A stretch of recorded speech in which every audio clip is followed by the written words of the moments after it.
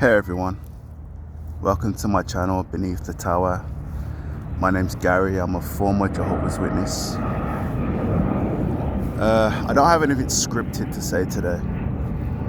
I'm really just frustrated. I just had a conversation with my mom and I'm just going to use this as a rant. I just want to rant today.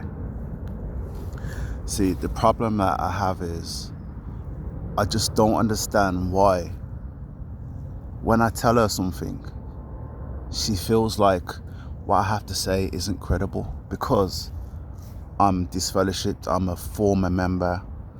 I was removed a few years ago, and she does communicate with me sometimes, but a relationship's definitely not the same. A lot of my friends and family don't speak to me and are completely shunning me.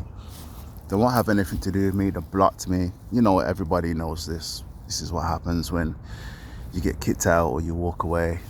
You lose everything, and I've just had enough today because, you know, I want to speak to my family and friends. I miss them. I care about what they're going through, and it's just been difficult. You know, I am part of the XJW community, so I get to stay up to date with the latest things that are going on. It's just, you know, today is just not a great day, and you know, when something comes up, because something will just come up in conversation, like somebody died, and so someone will say, oh, you know, the only solution is God's kingdom, the only solution is Jehovah. And I'm like, well, I believe that there is a solution, and that maybe I still put faith in the Bible and I still put faith in Jesus, but Jehovah's Witnesses will always try and direct you to their organization no matter what. So even if, you know, something bad happens in your life, oh, the answer is the organization. The only answer is to come to Jehovah's organization, come to God through the organization. And, you know, that's just a weird way to see things. Like, there are many different ways to come to Jehovah, to speak to God. Many people have relationships, they claim and believe that they have a relationship with God. Why is it that former members are just discredited when they have anything negative to say? You know, I have no problem with my family worshiping God the way that they want to, but to not listen to me when I have something to say. See, I did the research, so I'm allowed. I know knowledge that they don't have. I have it. I did the research. I know about Charles Taze Russell. I know about Joseph Rutherford and Nathan Noor and Fred Franz and Ray Franz. I know about all of those things. I know about the Shepherd the Flock of God book. I know about the Australian Royal Commission. I know about so many things. I have access to information that they refuse to even listen to. They won't listen to me. They want to close their ears. They want to bury their head in the sand, so to speak. And it's just, where's the respect? I'm still human. I'm not a fool. I still love to do research. I'm a truth seeker. I still search for truth. I want answers. You know, to say that you have the answers and to mankind's problems, and then you say if everybody lived by these rules, the world would be a better place. And then 20 years, 30 years later, 40 years later, you go by and just change those rules and say, hey, we know that we said this, but we don't really believe it anymore. We don't have to apologize. We don't have to say sorry, but you still have to believe what we say. It was never true to begin with. I just think that's a silly way to go about things. And really, the organization's digging their own grave.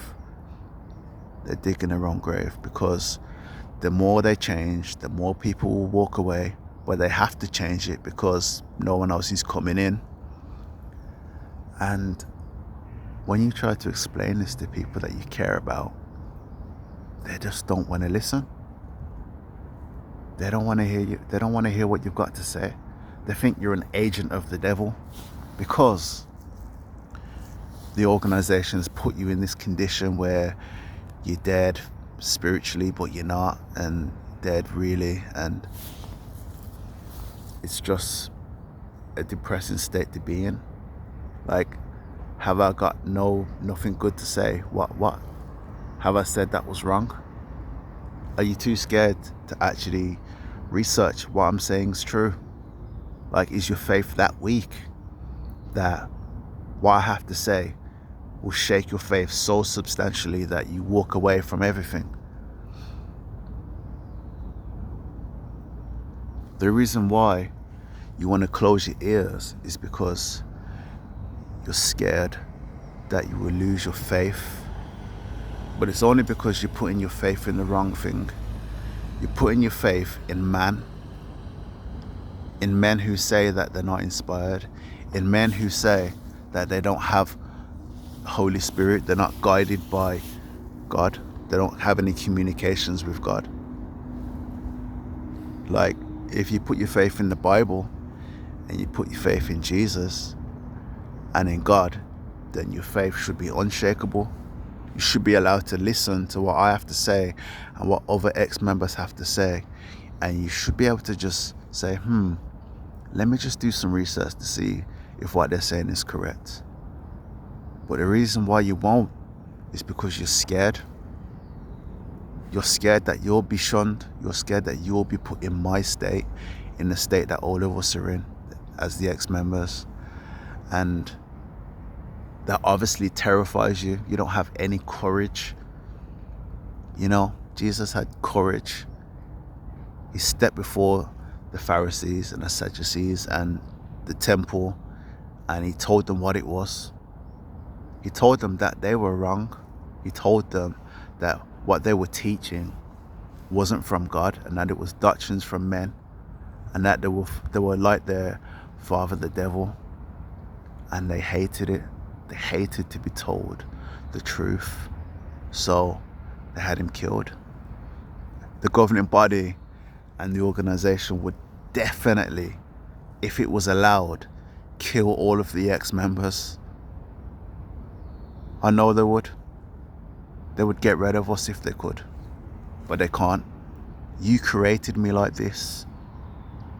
You made me do the research. You made me share what I believed to people who I didn't know. You made me a truth seeker, but now I believe things that you don't believe. I'm a bad person. I'm from the devil, yeah? I just can't take it. I can't take that people don't want to have anything to do with me because I don't want to go back. See, I could have gone back years ago. In fact, I had every intention of going back. I said to my boy, look, 6-7 months max, I'll be back. Just forget about everything that happened. I got kicked out, they kicked me out. I had every intention of going back. But when they started changing things while I was out, it made me realize something, that, hey, why are you changing things now? If it's true, and this is the correct way, why are you changing it? How can you do that?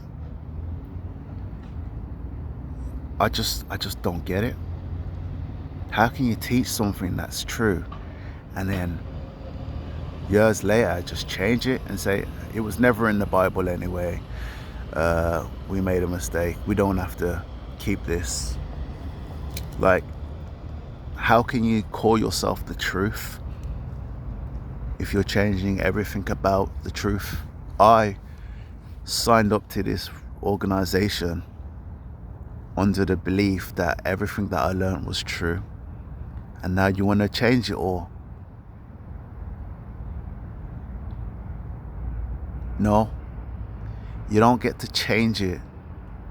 You don't get to change truth and keep the members. You just don't. My family don't want to speak to me again. That's fine. But at least listen to me, to do the research and say, hey, maybe Gary's got something credible to say. Maybe what he's saying is true. Why can't you go onto Google? Google's not the devil. Why can't you go onto Google or even use ChatGPT? Use some AI, because it's not biased. It will actually tell you what's right and what's wrong. So why not use those platforms instead of just saying, I can only go on JW Library and that's that. See, that gives ex-members an advantage over members because we have knowledge that you don't have. And that makes us more credible. That makes us in a position where we can say, hey, we've got information that you don't know, that you haven't looked at. Don't you want to look at all the facts before you make a decision? Don't you want to look at the pros and the cons? Don't you want to look at the positives and the negatives before you make every decision? You do that when it comes to getting a house. You do that when it comes to buying a car. You do a background check. You do that when it comes to buying technology. But when it comes to your everlasting salvation, you're just going to trust what somebody says. When they say that they're not inspired and they're not having any communication with God. And it would be presumptuous to say that we are the only ones speaking for God. They admit these things and people still will not wake up. People will still sleep soundly and believe whatever they want to believe, have their ears tickled, because they would rather be ignorant to a lie than be awake for the truth, the real truth. So my journey is a journey of awakening. I'm still going through it every day. I still have feelings of wanting to go back just so that I can communicate with people that I miss.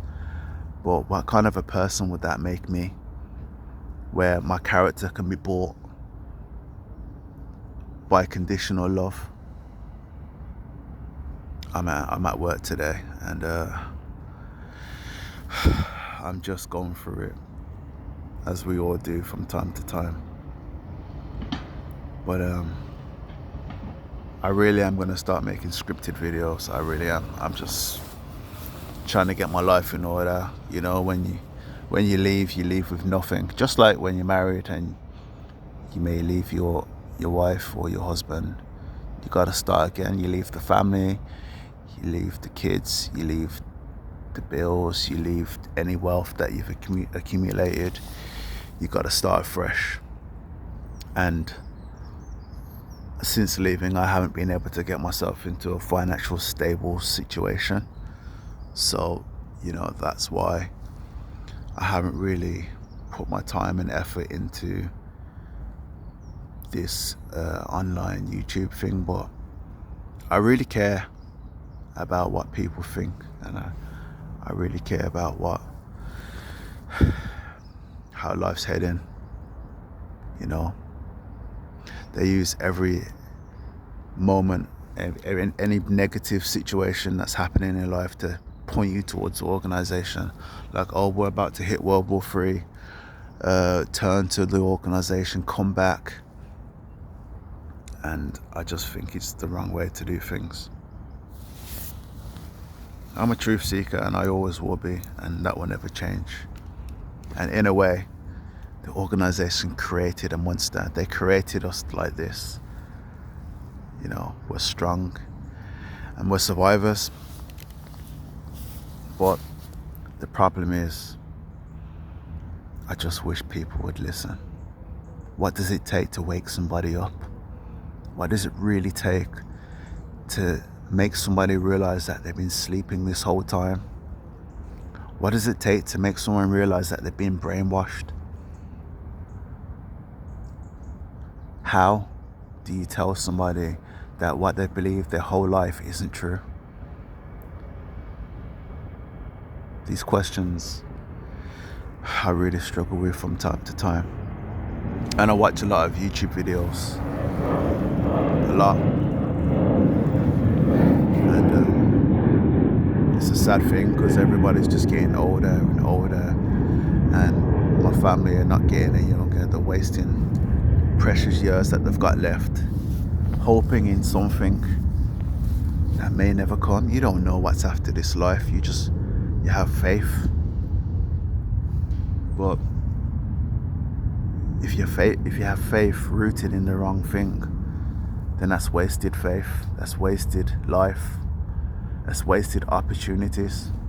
All I've ever done is spent the last 20 years, 30 years, 40 years feeling guilty, feeling like I wasn't good enough, feeling like God was going to destroy me if I wasn't perfect, because that's how the organization makes you think. That's how it makes you feel every day. It makes you feel like you're not good enough. You can't do things by yourself. You don't need an organization to tell you how to live. You don't need an organization to tell you what's right and wrong. You could just follow the Bible, have trust in Jesus and God, and live by your own principles that you set for yourself. You can't live by somebody else's principles, especially when they can change them whenever they want. Like, I would rather read the Bible, study it whenever I like, and decide what I'm going to believe out of that Bible. And then if I change it myself or not, then that's fine. But to live by someone else's rules, and then for them to go and change those rules, and then I miss out for 30 years of birthdays, I miss out for 40 years of Christmas.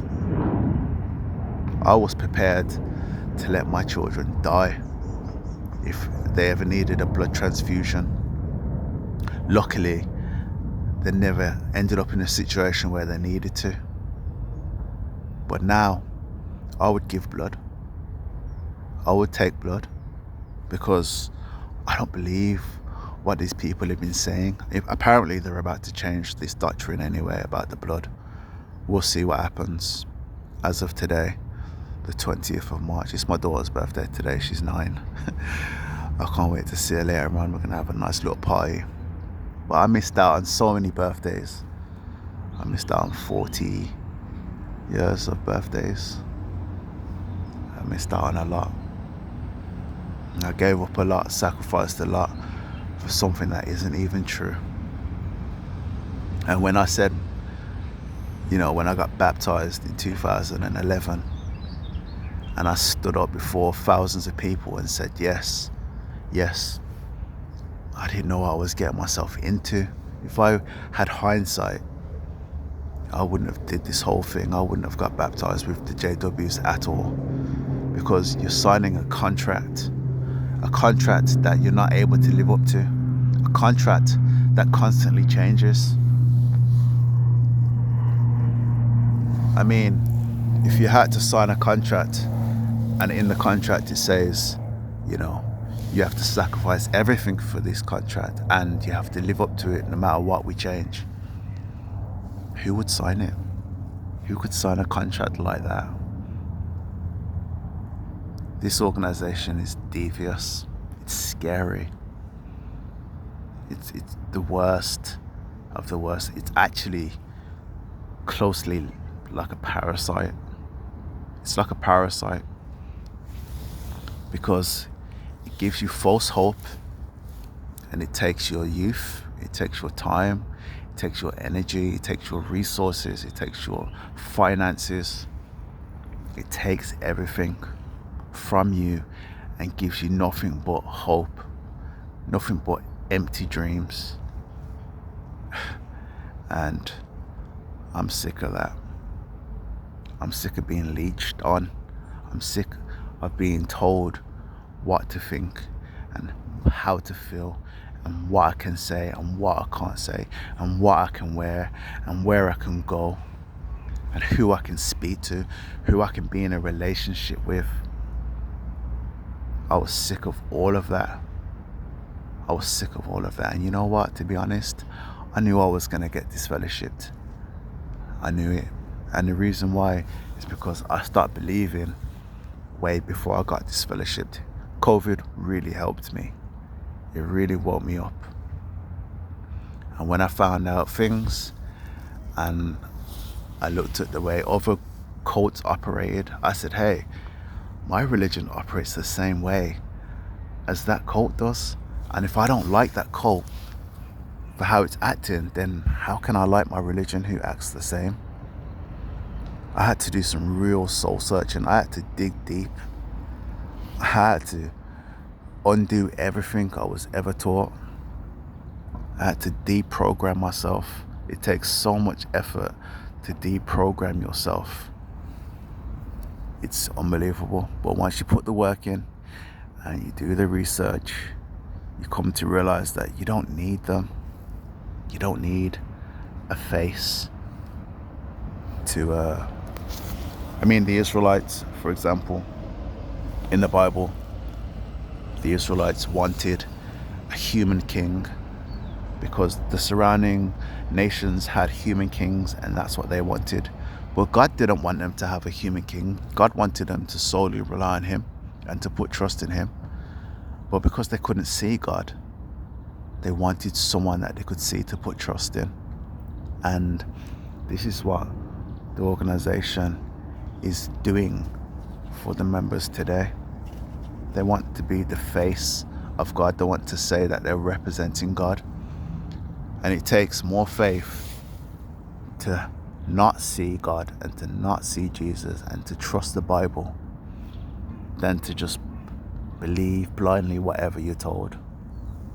I just couldn't do that anymore. And you know what? If I was to go back, I would be a terrible Jehovah's Witness right now. I would. Because my mind is too strong. I know too much. I've learned too much while I'm out that I would never listen to these men again. I would never let another man tell me what to think and how to feel and what to believe. I just couldn't. I couldn't do it. So, as much as my family would hope that I return and come back to what? Come back to the real life, you say? My uncle said, the real life. When are you going to come back to the real life, Gary? What was real about it? It was all a lie. But you don't want to talk to me because I don't believe like what you believe. Okay, fair enough. Well, I'm still a man. I'm still human. I wasn't put here. Why was I put here?